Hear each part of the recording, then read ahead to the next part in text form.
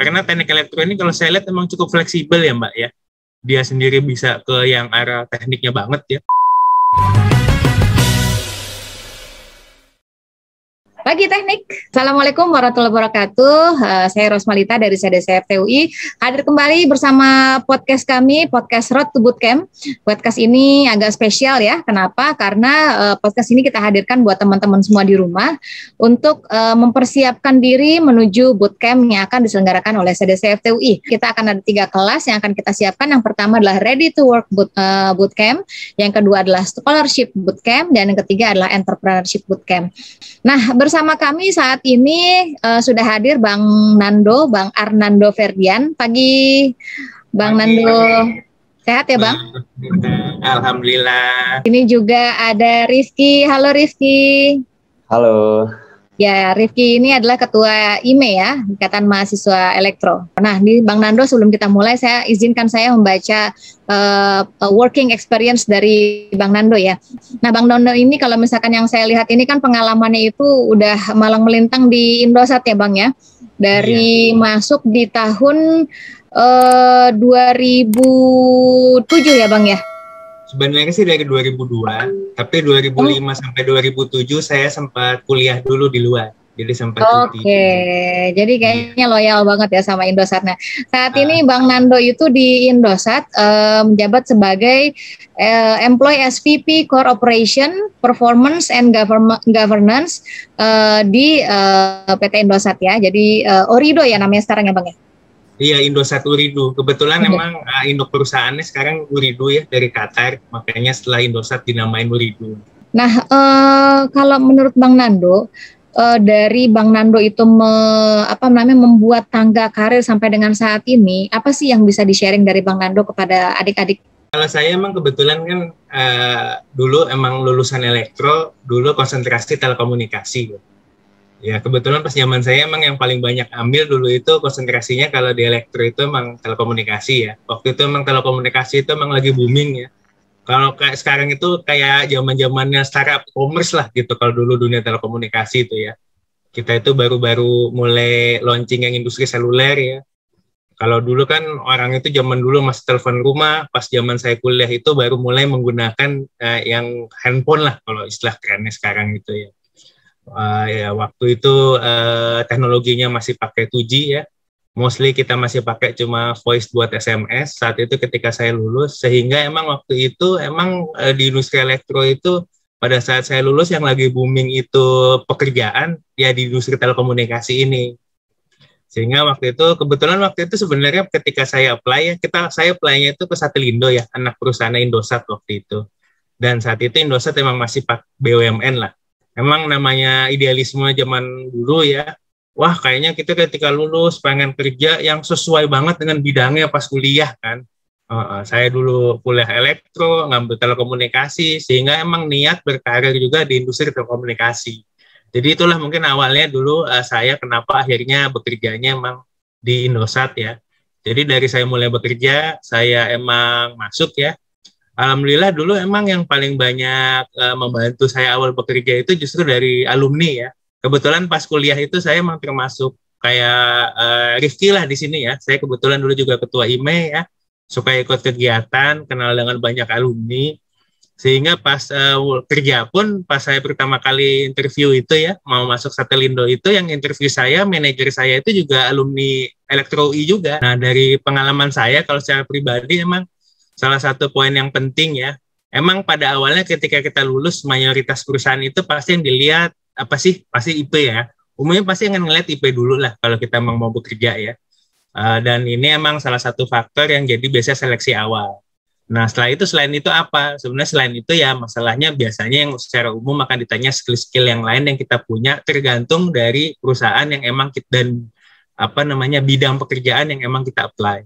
Nah, kalau saya lihat emang kondisi sekarang ini ya, kalau kita balikin ya Mbak ya, agak lebih berbeda ya dibanding saya dulu lulus. Pertama emang kalau industri di elektro itu khususnya yang non tenaga listrik ya, perkembangannya itu cepat ya. Kalau zaman saya dulu lulus misalnya ya, teknologinya itu kita paling masih pakai 2G, cuma pakai telepon suara ya, zaman dulu lah kalau mungkin Mbak kecil ingat ya. kemudian juga pakai SMS, itu udah yang paling canggih gitu ya, data itu masih jarang. Sekarang coba dalam 20 tahun, teknologi seluler aja dari 2G, 3G, 4G, sekarang udah masuk ke 5G ya. Sehingga emang perkembangannya itu cepet banget. Yang akhirnya emang yang paling penting sih ketika kita mulai bekerja, yaitu sebenarnya yaitu kecepatan kita ya bisa catch up dengan tren, dan juga behavior kita untuk bisa terus belajar untuk hal-hal yang baru. Kayak saya gitu ya, dulu di telekomunikasi, zaman dulu banget lah kita masih belajar ya switching, masalah voice, belajar Erlang. Yang sekarang itu mayoritas sudah makin berubah gitu ya. Industri telekomunikasinya juga makin berubah. Yang dulu kita fokus revenue-nya ke voice, sekarang ini akan lebih banyak masalah ke data ya. Sehingga akhirnya peran dari teman-teman untuk lebih catch up terhadap hal-hal yang baru, keilmuan yang baru, ini dituntut lebih cepat. Teknik elektro sendiri emang secara umum kan kebagi ya, ada teknik tenaga listrik ya, ada telekomunikasi, elektronika, kendali, kemudian ada komputer, ada juga yang sekarang baru itu yang biomedik ya. Masing-masing di sini sebenarnya peluang kerjanya juga tetap luas ya kalau saya lihat. Karena teknik elektro ini kalau saya lihat memang cukup fleksibel ya Mbak ya. Dia sendiri bisa ke yang arah tekniknya banget ya, teknik elektronya banget. Dari mulai ke bagian yang elektronikanya, kendalinya, sehingga mungkin di perusahaan-perusahaan kayak mungkin pabrik elektronik, kemudian ke perusahaan-perusahaan yang sampai ke perusahaan minyak, kemudian yang lain itu tetap dibutuhin, sampai juga mungkin kalau ke industri yang terkait IT ya, baik IT di perbankan, IT di e-commerce, itu kebutuhan tenaga kerjanya kalau saya lihat memang cukup luas ya. Oke nih, di sini ada Rifki nih, saya penasaran nih sama Rifki. Rifki, saya mau nanya dong nih sama Rifki ya. Rifki kan ketua IME nih, ya saya agak kepo dikit ya. Kalau Rifki sendiri nanti setelah lulus mau jadi apa Rifki? Kalau saya target awalnya itu mau nyoba kerja di BUMN sih sebenarnya.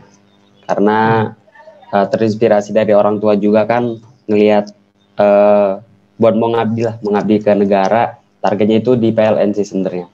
Cuman sembari targetnya itu kayak Bang Nando, sembari kita kerja, saya mau ngejar S2 juga. Cuman bedanya saya S2-nya nggak ngedalamin ilmu elektro lagi, tapi mungkin lebih ke belajar finance atau di manajerialnya. Jadi targetnya ngambil MBA kayak gitu. Oke, berarti udah ada target nih ya dari Rifki. Nah, kalau menurut Bang Nando nih, kira-kira soft skill apa aja yang dibutuhkan untuk bisa catch up di di dunia kerja gitu ya. Bukan cuma di kerja aja, tapi mungkin untuk dalam membangun karir itu kira-kira soft skill yang dibutuhkan tuh sebenarnya apa sih, tantangannya seperti apa? Iya, yang pasti kan ketika kita bekerja umumnya ya, baik nanti rekan mahasiswa ini ketika lulus mau bikin jadi entrepreneur lah, atau nanti mau kerja di perusahaan, atau mungkin mau riset pun, memang salah satu yang pertama kan collaboration lah kita bilang ya. Skill untuk bisa kolaborasi dengan satu sama lain. Bisa aja mungkin teman-teman pintar, tapi kalau teman-teman emang nggak bisa kolaborasi, nggak bisa bikin riset bareng, nggak bisa bikin kerjasama teamwork yang baik, tetap aja nanti di perusahaan itu teman-teman akan mengalami limitasi ketika untuk menggapai karir yang lebih baik ya. Yang kedua ya, salah satu behavior ya atau perilaku yang penting juga adalah selalu keinginan untuk belajar sesuatu yang baru dan berpikiran maju. Jangan sampai kita nih sekarang misalnya udah hobinya di A gitu ya, kemudian kita stagnan di situ ya, nggak mencoba belajar sesuatu yang baru. Padahal nanti ketika di dunia kerja, seperti yang saya bilang, saya aja dulu ketika masuk ya, di dunia telekomunikasi, awalnya belajarnya cuma 2G ya. Sekarang ini kita udah ke 5G. Dan perubahannya itu memang signifikan banget. Yang ketiga, yang mungkin emang ini cukup krusial ya, adalah membangun networking. Skill ini sama tadi ya, kalau tadi kita ada butuh teamwork, kita butuh continuous learning, networking ini juga penting. Kita butuh networking yang nggak cuma ke kita mucal teman-teman mahasiswa aja ya, tapi juga bisa ke alumni, bisa ke yang lain-lain ya. Ketika magang mungkin bisa punya banyak koneksi. Ini kelak akan sangat penting ya, baik teman-teman nanti yang mau kerja ataupun mau entrepreneurship untuk bisa mempunyai networking yang bagus. Kalau dari Rifki sendiri itu sudah seberapa siap sih antara hard skill dengan soft skill yang dibutuhkan untuk bisa masuk ke dunia industri? Wah, mungkin dari sisi hard skill agak struggle ya, karena beban organisasi dan beban akademis juga udah kena pengaruh gede kan. Tapi mungkin dengan yang tadi soft skill yang terakhir itu kerja keras sama willing mau belajar, sebenarnya bisa diantisipasi sih. Dan kalau sekarang yang paling jadi istilahnya apa ya, jadi tantangan atau jadi kegelisahan saya itu lebih ke di networkingnya, relasinya. Karena jujur jadi ketua IME di online ini nggak seluas ketika offline, dimana mungkin gampang ya kita lewat sosial media segala macam, cuman nggak dapet feel kayak ngebangun kayak koneksi dengan orang-orang secara online tuh agak, menurut saya agak nggak semaksimal ketika offline. Jadi mungkin di networking sih, networking ngebangun relasi, apalagi ke eksternal, terutama ke alumni. Kalau ke teman-teman entah beda jurusan atau beda departemen masih bisa diris. Mungkin kalau ke alumni, dari saya pribadi itu agak jauh sih sebenarnya. Dari Bang Nando sendiri nih, tantangan networking yang tadi disampaikan oleh Rifki itu, Bang Nando ada saran nggak, Bang? Iya, sebenarnya kalau saya lihat sendiri kan IME juga udah mulai ya membangun kegiatan juga, mengundang-undang beberapa alumni muda ya. Dan nantinya pun sebenarnya kegiatan ini pun bisa kita lanjutin lagi ke arah alumni-alumni yang mungkin akan lebih senior dari yang itu ya. Ya Rifki ya, nggak apa-apa. Emang ini di mana intinya kan sebenarnya di mana ada problem ya, sebenarnya itu kita mempunyai sebuah peluang gitu ya. Kalau sekarang emang networking masih kurang, ya marilah kita bisa bangun bareng-bareng gitu ya. Kebetulan sebenarnya emang sekarang udah banyak tools ya, tinggal bagaimana kita bisa follow up ini buat nanti untuk memperkuat ini kita. Gitu. Itu aja sih kalau dari saya. Jadi mungkin ke depannya nanti Rifki kita bisa lanjutin lagi ya diskusi kita. Rifki langsung ditawarin ke Rifki lagi untuk sama-sama bangun networking ya, gitu ya. Sehingga kita bisa bangun lebih baik dan juga mahasiswa bisa punya lebih networking juga nantinya Kak alumni. Siap. Langsung disambut dong Rifki ya. Siap. Oke, jadi justru sebenarnya dengan kondisi pandemi saat ini, Bang, itu justru peluang karir buat mahasiswa elektro itu besar ya, Bang ya. Jadi nggak usah khawatir. Gitu. Ya contoh aja lah, kalau dulu ya misalnya ya itu mulai dari cara kerja digital, teknologinya juga. Karena sekarang ini orang-orang udah mulai membatasi untuk fisik. Pada akhirnya kan sekarang kayak contoh server pun lebih prefer untuk cloud ya. Kenapa? Karena cloud lebih simple, udah ada third party lain yang akan memanage, kita lebih fokus ke ininya, sehingga akhirnya munculnya apa? Muncul kompetensi-kompetensi baru yang dibutuhkan sebenarnya, gitu. Jadi kayak misalnya kita elektro, emang sih fokus kita emang lebih banyak ke hardware, ke sistem, tapi ya itu, emang kita butuh skill yang lain lah, misalnya coding. Coding ini meskipun ini adalah salah satu bisa dibilang udah jadi basic kompetensi, khususnya emang buat alumni elektro ya. Kayak misalnya di listrik ya, at least kan ada software itu kayak ITEP atau apa ya, at least udah familiar lah menggunakan itu ya. Dan ketika nanti kerja di PLN pun mayoritas makin ke depan pun akan makin masuk juga ke lebih digital dari sistemnya. Sehingga akhirnya nanti basic programming, coding ini udah jadi sebuah basic hard skill yang emang wajib dipunyai ya. Kalau saya dulu kan banyak yang nggak mau, akhirnya nggak suka coding, akhirnya ke iniin yang lain. Ini nggak jadi isu, tapi emang kalau emang mau kerja di bidang elektronya, kemampuan coding ini akhirnya balik lagi akan menjadi sebuah kebutuhan basic ya, selain yang soft skill yang tadi. Gitu.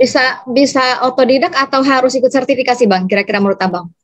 Kalau dari saya lihat sih sebenarnya kalau perusahaan akan ngelihat ya pengalamannya juga. Pengalaman ini kan bisa dilihat dari sertifikasi ya, bisa dilihat juga dari mungkin proyek-proyek yang teman-teman ini nanti mahasiswa pernah ikutin gitu ya. Misalnya pernah ngejoin, mungkin deskripsinya dia makainya mungkin ada yang pakai Java atau pakai Python atau program yang lain lah. Yang paling common malah kalau di dunia elektro mungkin kalau di riset itu MATLAB misalnya ya. At least ada pengalaman di situlah gitu ya, buat biar perusahaan bisa ngelihat kalau teman-teman mahasiswa ini juga punya basic lah di pemrograman.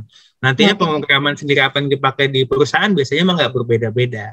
Meskipun ya kalau teman-teman misalnya ya, kalau emang minatnya nih misalnya di IT networking ya, mungkin idealnya kalau punya sertifikasi kayak CCNA ya, yang basic itu bisa memberikan sebuah nilai lebih gitu ya. Kemudian kalau minatnya nanti kerjanya mungkin di perusahaan yang mungkin lebih teknikalnya nanti ke aplikasi yang berbau cloud, ya mungkin bisa sekarang udah banyak kok sertifikasi online yang bisa diambil ya.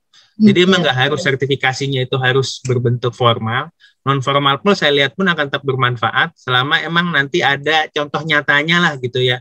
entah dalam bentuk riset, entah dalam bentuk apa, atau pengalaman magang atau apa ya, seperti itu. Siap. Rifki, saya mau nanya nih, yang tadi diceritain sama Bang Nando masalah pengalaman ya, sertifikasi dan lain sebagainya. Kalau dari Rifki sendiri, dari IME ya terutama ya, apakah memfasilitasi nih teman-teman di elektro untuk bisa mempersiapkan hard skill tambahan gitu ya, di luar dari yang sudah dipelajari di kampus, atau mungkin membantu teman-teman di elektro untuk dapat mempersiapkan teman-teman di elektro itu untuk masuk ke dunia pasca kampus. Iya, oke. Kalau dari IME sendiri terkait hard skill ya, kita tuh ada programnya, ada program kerjanya namanya Teknoskill, di mana kita ini nyediain nih, kita ngewadahin teman-teman Departemen Teknik Elektro dan eksternal juga bisa ikut. Jadi itu kita ngasih pelatihan-pelatihan, mulai dari pelatihan Python yang dasar atau yang advance. Habis itu kita ngenalin kayak bahasa C, intinya korkom-korkom yang bakalan dipakai di DTE nantinya. Itu buat sisi hard skill nantinya kan.